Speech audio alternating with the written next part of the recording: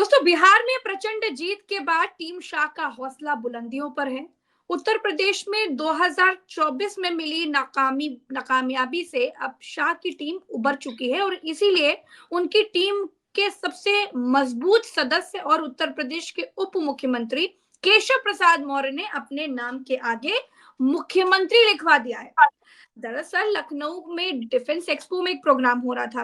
पीछे एक भीम का बोर्ड लगा हुआ था और उस भीम का बोर्ड में केशव प्रसाद मौर्य के नाम के आगे मुख्यमंत्री लिखा हुआ था।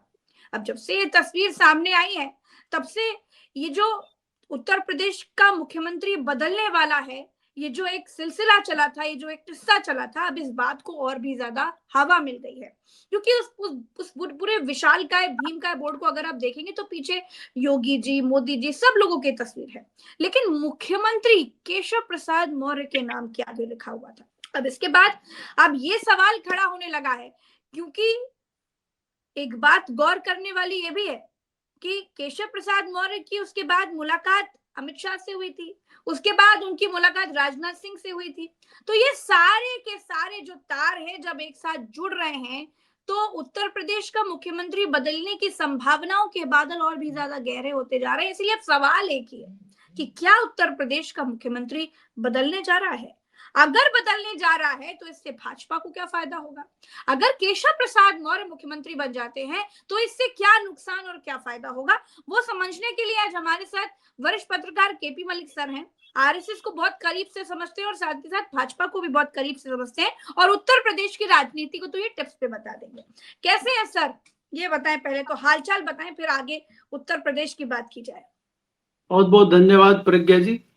हालचाल सब ठीक है, बहुत बढ़िया है। माहौल बदल रहा है, उत्तर प्रदेश का भी माहौल बदल रहा है, देश का भी माहौल बदल रहा है और दिल्ली की हवा भी बदल रही है। दिल्ली में पॉल्यूशन वाली हवा भी बदल रही है और राजनीतिक हवा भी बदल रही है। और यहाँ तो उत्तर प्रदेश में हवाओं को और जोर मिल गया है कि उत्तर प्रदेश का मुख्यमंत्री बदलने वाला है। अब ये हवाएं और तेज हो गई हैं सर। अगर मुख्यमंत्री बदलता है तो इससे भाजपा को क्या फायदा होगा, क्या नुकसान होगा? प्रज्ञा जी देखिए, इसमें कई सारी चीजें हैं। अगर आप देखेंगे जिस प्रकार से योगी आदित्यनाथ जी को मुख्यमंत्री बनाया गया था, अगर आप 2017 की बात करें तो बहुत आसानी से तो उनको नहीं बनाया गया था। तब भी केशव मौर्य जी लाइन में थे और बाद में फिर ये हुआ कि केशव मौर्य जी शायद नहीं बनेंगे, दूसरे क्रांतिकारी आए थे और वो चले गए बनारस बाबा भोलेनाथ को जो है अपना प्रणाम करने, और इतनी देर में इधर खेल हो गया था। तो केशव प्रसाद मौर्य को लगता है कि उनको मुख्यमंत्री जरूर बनना चाहिए और मुख्यमंत्री पद के वो दावेदार हैं और वो जो केंद्र की सत्ता के शीर्ष पर बैठे हुए लोग हैं उनके स्पेशल जो है क्या बोलते हैं, हाजिरी लगाने वालों में नंबर 1 है वो, और उनके कृपा पात्र भी हैं। तो दिल्ली भी चाहती है कि केशव प्रसाद मौर्य मुख्यमंत्री बने और जो उत्तर प्रदेश के तत्कालीन मुख्यमंत्री हैं वो चाहते हैं कि ये मुख्यमंत्री ना बने। चर्चाएं तो यहाँ तक भी हुई थी जब आपने देखा था 2022 में कि इनको चुनाव शायद जानबूझ के हरा दिया गया, कहीं मुख्यमंत्री की रेस में ना आ जाए, लेकिन उसके बावजूद भी वो डिप्टी सीएम तो बने। और लगातार जिस प्रकार से दिल्ली कमजोर हुई बीच में 2024 के बाद, तो ये मामला थोड़ा ठंडा पड़ गया और अब 4 चुनाव जीतने के बाद दिल्ली फिर मजबूत हो गई है। और जैसे ही दिल्ली मजबूत हुई तो चर्चा उत्तर प्रदेश में शुरू हो गई है। आपको देखना होगा कि इसको अगर आप समझना है तो हमें थोड़ा बिहार के चुनाव पर ध्यान देना पड़ेगा, बिहार की जीत पर ध्यान देना पड़ेगा। बिहार की जीत का सेहरा केशव प्रसाद मौर्य के सिर पे बांधने की कोशिश हो रही है। क्या केशव प्रसाद मौर्य इतने बड़े नेता हैं कि वो बिहार भाजपा को चुनाव जिता लाए हैं? इस नाते इनको उत्तर प्रदेश का सर्वे सर्वा जल्दी बना देना चाहिए और अगर इनको अध्यक्ष आप बनाते उससे काम नहीं चलेगा, इनको तो मुख्यमंत्री ही बनाना पड़ेगा, ऐसा दिखाई दे रहा है। तो ये कौन लोग हैं? जिस प्रोग्राम का जिक्र आप कर रहे हैं, जिस आप बोर्ड की बात कर रहे हैं कि जहां पर मुख्यमंत्री लिख दिया गया, वो अपने आप नहीं लिखा गया हो, या कोई ऐसे कोई टाइप एरर जिसको हम बोल देते हैं कि भाई गलती से लिखा गया या किसी ने ध्यान नहीं दिया। इतनी बड़ी गलती किसी सार्वजनिक मंच पे होना, किसी इतने बड़े, आज तक तो गलती हुई नहीं है ऐसे। उनका योगी जी का तो कहीं मुख्यमंत्री की जगह उप मुख्यमंत्री लिखा हुआ दिखाई दिया नहीं है। मोदी जी का तो दिखाई नहीं दिया कहीं प्रधानमंत्री के आगे उप प्रधानमंत्री या पूर्व प्रधानमंत्री लिख दें, ऐसा तो कभी हुआ नहीं है। तो यहाँ कैसे हो गया ये जो महेंद्र सिंह जी हैं, ये भी कहीं ना कहीं बाबा के जो है खौफ के आगे बेचारे आज टाइम पास कर रहे हैं अपना। इन्हीं का प्रोग्राम था। और ये भी हुआ कि आपको मालूम होगा, जब पूछा गया कि भाई ये कैसे लिखा गया, क्या लिखा गया, बोला हमें तो पता ही नहीं है, ये तो सरकारी अधिकारियों ने इंतजाम किया था लिखने का और उन्होंने ही लिखवाया है। तो बॉल जो है इधर उधर घूम रही है, लेकिन इसके मायने क्या है और ये क्यों है। और जो मौर्य जी थे वो इतने जोश में क्यों थे कि दोनों हाथ उठा उठा के जैसे कस्में खिलवा रहे हों, जैसे बहुत जोश में। तो एकाएक जोश कहाँ से आ गया। तो ये जोश दिल्ली से भरा जा रहा है। और फिर वही मैं कहता हूं, कई बार आपके चैनल पर मैंने प्रज्ञा जी पहले भी कहा है, भारतीय जनता पार्टी जब मदमस्त हो जाती है, भारतीय जनता पार्टी जब समझने लगती है कि हमारे अलावा कोई नहीं है, तो फिर वो कुछ भी करने लगती है। और उसी का नतीजा है कि 2024 के चुनाव में आत्मघाती टक्कर खाई है भारतीय जनता पार्टी ने, खासकर उत्तर प्रदेश में। और अगर हम बात करें कल्याण सिंह के जमाने की, जब कल्याण सिंह लोकप्रिय मुख्यमंत्री उत्तर प्रदेश में होते थे, तो भारतीय जनता पार्टी के दिल्ली में जो नेता बैठे हुए थे उनके पेट में दर्द होने लगा था। और फिर एकाएक राजनाथ जी पहुंचे थे मोर्चा लेके। और फिर राजनाथ जी के बाद क्या हुआ वो आज तक आप जानते हैं। 25 साल के लिए भारतीय जनता पार्टी की विदाई हो गई थी। तो क्या भारतीय जनता पार्टी जिस प्रकार से 2 टर्म सरकार चला रही है और तीसरे टर्म के सपने देख रही है, क्या तीसरा टर्म आने से पहले ही केशव प्रसाद मौर्य के कंधे पर रख के समापन कराने जा रही है। क्या केशव प्रसाद मौर्य इतनी ताकत रखते हैं कि उत्तर प्रदेश में वो जो है वर्चस्व के साथ सरकार बना सके। और क्या बाबा हाथ पे हाथ धर के बैठ जाएंगे। क्या केशव प्रसाद मौर्य के जो 36 के आंकड़े वाले लोग हैं वो शांति से बैठेंगे। तो क्या ऐसा हो सकता है क्या कि भारतीय जनता पार्टी में आपसी वॉर ही शुरू हो जाए उत्तर प्रदेश में और फायदा कोई तो बहुत तीसरे कुछ ले कह जाए। रही है। केशव प्रसाद मौर्य की मुलाकात अमित शाह से हुई, उसके बाद उनकी मुलाकात राजनाथ सिंह से हुई, और एक संयोग ये भी हुआ कि एयरपोर्ट पर उनकी मुलाकात हरीश द्विवेदी से हुई। मैं अभी आपको दिखा देती हूँ, ये देखिए, हरीश द्विवेदी जी ने खुद ट्वीट किया है।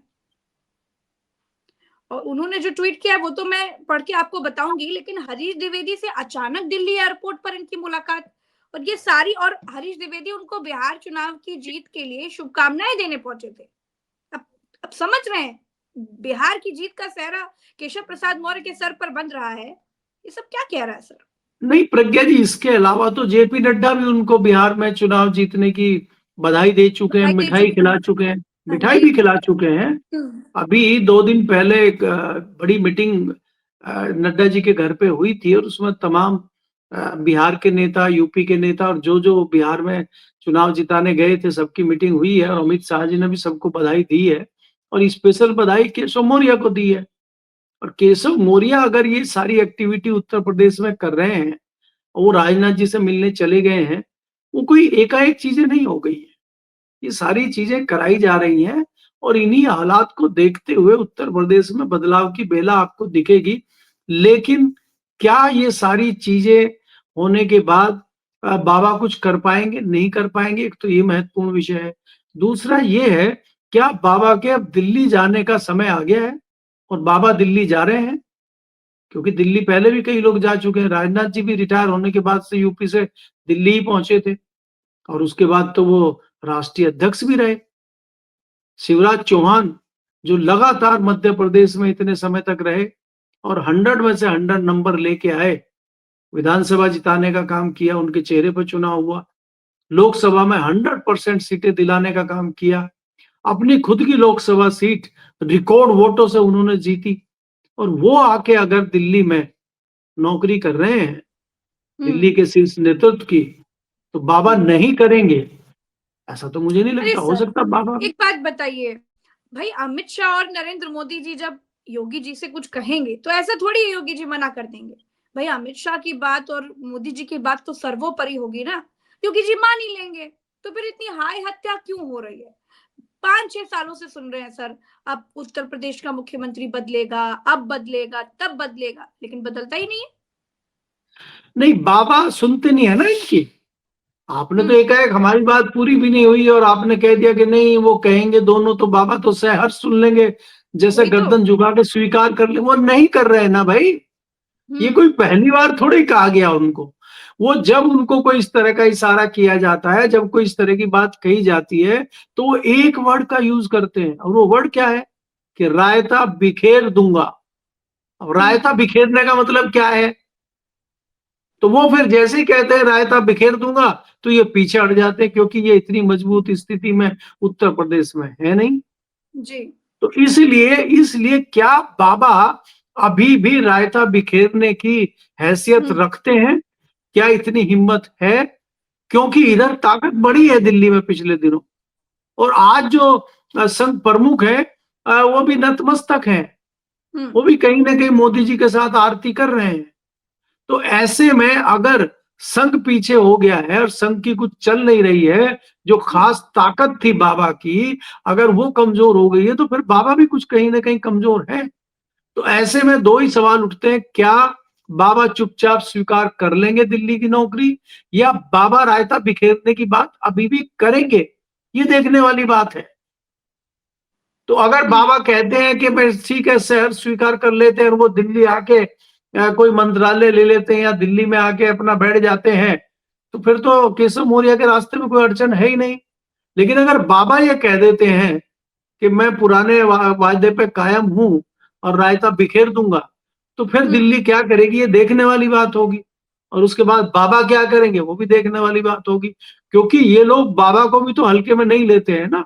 बाबा को हल्के में 2024 में इन्होंने लिया था, लेके देख और लिया। बाबा ने फिर रायता बिखेर दिया था। और जो हम्म। रायता बाबा ने बिखेरा था 2024 में, अभी तक उसको समेट नहीं पाएंगे। हम्म। इतना भयंकर रायता बाबा ने बिखेरा था कि वो रायते रायते की जो धार थी वो बहते बहते राजस्थान और गुजरात तक पहुंच गई थी। ठाकुरों की पंचायत आपको याद होगी। बिल्कुल तो याद है सर। ठाकरों की पंचायत में फिर क्या हुआ कि जहां 303 आनी थी भारतीय जनता पार्टी की, वो सुई 240 पे अटक गई। तो कहीं ऐसा तो नहीं कि बाबा कुछ अटका दें यूपी में, और यूपी जो है हाथ से चला जाए। और यूपी हाथ से चला जाए तो फिर जो है, जो हमारे महामानव हैं, और वह फिर जो है गंगा ने जो उनको बुलाया था, गंगा मैया ने, वो गंगा मैया भी नाराज हो जाए फिर। तो क्या इतना बड़ा रिस्क दिल्ली लेगी? क्या अमित शाह जी कहीं महामानव को निपटाने के चक्कर में तो नहीं है बाबा के थ्रू, कि बाबा हम्म। आप निपटा दीजिए इधर जरा बनारस को? बहुत सारी चीजें हैं अभी। भारतीय जनता पार्टी में भी बहुत राजनीति रणनीति चल रही है। अब ऊंट किस करवट बैठेगा, ये आपको अगले 15 दिन में पता लग जाना चाहिए। क्योंकि केशव मौर्य के हम्म। लोग बता रहे हैं कि 14 तारीख से पहले पहले मौर्य जी शपथ ले लेंगे। देखिए हम्म। तारीख भी दे दी है उन्होंने। तो 15-16 दिन का समय है, तो कुछ ना कुछ हम्म। तस्वीर सामने आ जाएगी। हालांकि भारतीय जनता पार्टी में क्या होगा नहीं होगा, हम्म। जब हो जाता है तभी पता लगता है, क्योंकि राष्ट्रीय इसका। अध्यक्ष तो बना नहीं अभी तक। और जी। नहीं बना पा रहे हैं, वो तो दिख रहा है। लेकिन उत्तर प्रदेश का जो मॉडल है योगी जी का, वो बिहार में भी अपनाया जा रहा है। तो एक तरीके से बाबा बड़े एडमायरेबल लग रहे हैं। तो जब योगी इतने एडमायरेबल हैं, तो फिर भाजपा उनको क्यों हटाना चाहेगी उत्तर प्रदेश में? उत्तर प्रदेश से क्यों बाबा को हटाएगी? इसका एक सीधा नुकसान तो कहीं ना कहीं दिल्ली वाली भाजपा को भी समझ में आ रहा होगा। नहीं, प्रज्ञा आपको ये देखना होगा, जो दिल्ली की भाजपा है, हम्म। बाबा भाजपा के लिए नुकसानदायक नहीं है। बाबा हम्म। कुछ नेताओं के लिए गुजरात लॉबी के लिए। नुकसानदायक है। हाँ, किसके लिए सर? बाबा बाबा कुछ नेताओं के लिए नुकसानदायक है। बाबा गुजरात कौन ने? लोबी के लिए हानिकारक है। अच्छा, गुजरात तो लॉबी के बाबा लिए। जो हानिकारक है गुजरात लोग, और गुजरात लोबी में भी सेकंड वाले के लिए ज्यादा हानिकारक है। हम्म। क्योंकि वहां लड़ाई नंबर 1 नंबर 2 की है। तो नंबर 2 पे जो है, वो नंबर 3 पे खिसकते हुए दिखाई दे रहे हैं। वो कैसे हम्म। चले जाए नंबर 3 पे, वो तो नंबर 2 है। तो बाबा को नंबर 2 पे ना जा पाए बाबा, इसलिए कमजोर करके खुद नंबर 2 पे बने रहे, और जब नंबर 1 का हटे तो वो नंबर 1 पे आ जाए। भले ही फिर बाबा नंबर 2 नंबर 3 बनते रहे, फिर उनको कोई चिंता नहीं है। अच्छा। लेकिन अभी बाबा नंबर 2 नहीं हो सकते, उनका कहना ये है। क्योंकि आपने पिछले कई चुनाव में देखा, कई कार्यक्रमों में देखा, योगी मोदी योगी मोदी। तो ये योगी मोदी नहीं होगा भाई, ये मोदी शाह चल रहा है। तो कहां से आ गए? तो इनको हटाया जाए। तो ये कई सारी चीजों पर रणनीति चल रही है। अब होगा क्या? क्योंकि अगर हम ये देखें कि चाणक्य अपने मकसद में कामयाब बिहार में हो गए हैं, मैं अभी पूर्णतः नहीं मानता हूं कि बिहार में चाणक्य कामयाब हो गए, क्योंकि वहां पे भी जो पुराने असली चाणक्य हैं नीतीश कुमार, उनकी चाणक्यगिरी खत्म नहीं हुई अभी।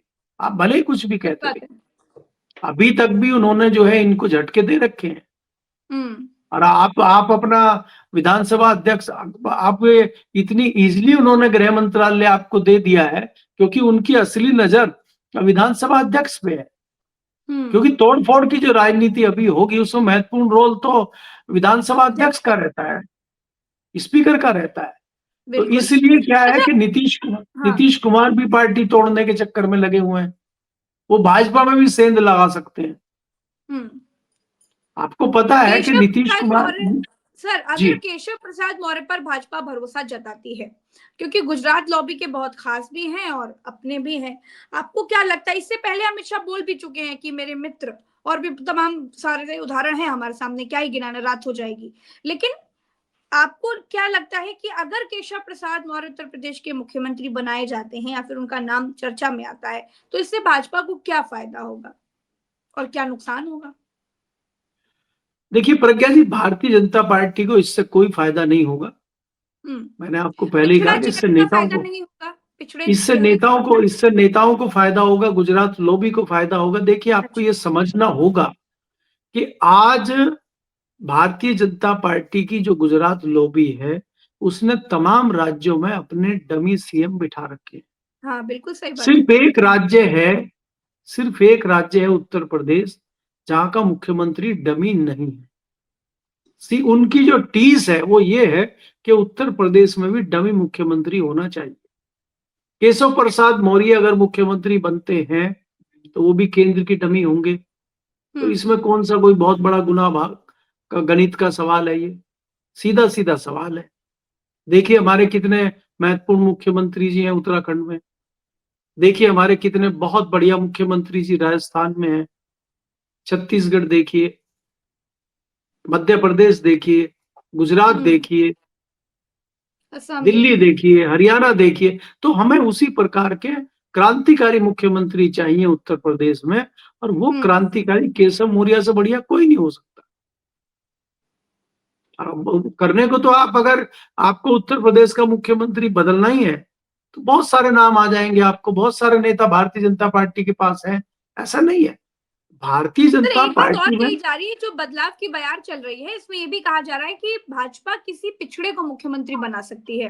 तो अगर कोई पिछड़ा मुख्यमंत्री बनता है तो क्या इसके लिए बड़ी मुसीबत समाजवादी पार्टी को होगी? क्या समाजवादी पार्टी के सामने ये बड़ी चुनौती की तरह काम आएगी? आपको क्या लगता है? बिल्कुल आ सकती है। बनाइए विनय कटियार को, पिछड़े हैं, अयोध्या से जुड़े रहे हैं, बहुत कद्दावर नेता है भारतीय जनता पार्टी के, बहुत लोकप्रिय हैं, बनाइए। उनको क्यों नहीं आप बना रहे? क्योंकि वो भी ऐसे हैं कि वो भी आपकी बात नहीं सुनेंगे, वो भी अपने मन की चलाएंगे। तो आप, वो भी तो पिछड़े हैं, दलित हैं, आप बनाइए। उनको क्यों नहीं बना रहे आप क्यों केशव मौर्य को ही बनाना चाहते हैं? मैं कह रहा हूं भारतीय जनता पार्टी में तमाम ओबीसी, पिछड़े, दलित सब चेहरे हैं, तो केशव मौर्य ही क्यों? क्योंकि वो प्रणाम कर रहे हैं ना दिल्ली आके। आप कह रहे थे, अभी मुलाकात भी हुई है दिल्ली। तो वो फिर विनय कटियार तो घड़ी घड़ी आके प्रणाम करेंगे नहीं, वो तो अपने सिस्टम से भी चलाएंगे, कुछ पार्टी की भी सुनेंगे, अपने सिस्टम से भी चलाएंगे। वो भारती को बना दीजिए। वो भारतीय जो झांसी रीजन की है वो तो बन सकती है उत्तर प्रदेश की, पिछड़ी हैं, दलित हैं, सन्यासिनी हैं, बाबा का भी कहीं ना कहीं जो है वो डबल करती महिला भी हैं, बाबा भी संत हैं, वो भी संत हैं। तो संत और सन्यासी दोनों मिलकर सत्ता बढ़िया चलाएं और जय श्री राम और जय भोले शंकर और इधर जो है जय श्री कृष्णा हो जाए और बम बम रहे उत्तर प्रदेश में। क्या दिक्कत है, बनाए, क्यों नहीं बना रहे? और केशव में और कृष्ण में तो ज्यादा फर्क है नहीं ना, तो वो भारती जी को बनाइए। तो क्योंकि हमें किसी पार्टी के व्यक्ति को नहीं बनाना है, हमें अपने निजी व्यक्ति को बनाना है। लड़ाई इस बात की है। और जो नुकसान आप पूछ रहे, नुकसान क्या होगा? नुकसान ये होगा कि नुकसान होगा तो भारतीय जनता पार्टी का, और फायदा होगा तो हमारा पर्सनल। तो हमें अपना फायदा देखना है, हमें पार्टी का फायदा नहीं देखना है। तो इसलिए ये मेरा सवाल लड़ाई ये भी अपने था लिए। कि क्या समाजवादी पार्टी को इससे नुकसान होगा अगर भाजपा किसी पिछड़े चेहरे को सामने मुख्यमंत्री के तौर पर लेकर के आती है? नहीं प्रज्ञा, इसमें भारतीय जनता पार्टी किसी भी पिछड़े को अगर लेके आती है, समाजवादी पार्टी को नुकसान इसलिए नहीं होगा। समाजवादी पार्टी का अपना एक फिक्स वोट है। इसके अलावा समाजवादी पार्टी को जो वोट देता है वो भारतीय जनता पार्टी से जो भी नाराज वर्ग होगा, चाहे वो कोई भी वर्ग हो, किसी भी जाति का हो, वो इसलिए देता है कि वो कहीं ना कहीं विमुख है भारतीय जनता पार्टी से।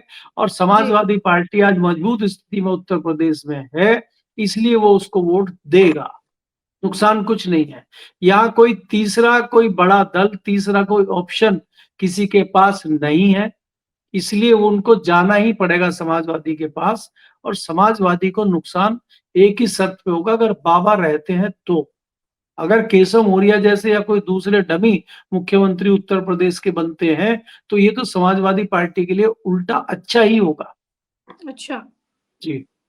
तो चलिए, बहुत बहुत शुक्रिया सर, आपने समय दिया। अभी तक जो सिर्फ चर्चाएं चल रही थी कि उत्तर प्रदेश का मुख्यमंत्री बदलने वाला है, और अब वो संकेत और साफ हो गए हैं, और वो संदेह के बादल अब और भी ज्यादा गहरे हो गए हैं कि उत्तर प्रदेश में कुछ तो होने जा रहा है, कोई बदलाव तो होने जा रहा है।